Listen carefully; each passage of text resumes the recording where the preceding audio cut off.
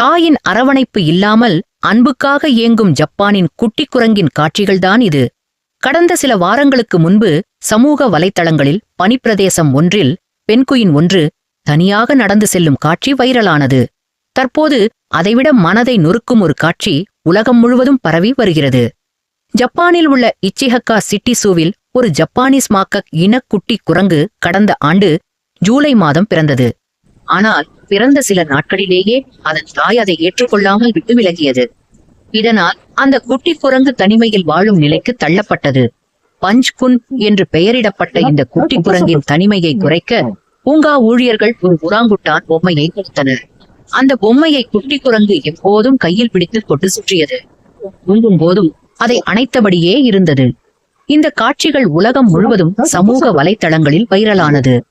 மேலும் அந்த குட்டி குரங்கு மற்றொரு குட்டியுடன் விளையாடிக் கொண்டிருந்த போது அந்த குட்டியின் தாய் வந்து தாக்கி இழுத்து தள்ளும் காட்சியும் வெளியாகியது.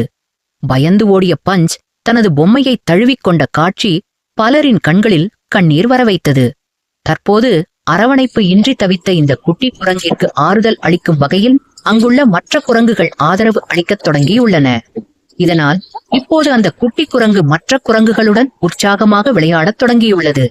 அன்பு என்பது மனிதர்களுக்கே மட்டுமல்ல, எல்லா உயிர்களுக்கும் தேவையான ஒன்று என்ற கருத்தை இந்த குட்டி குரங்கு மீண்டும் நினைவூட்டுகிறது.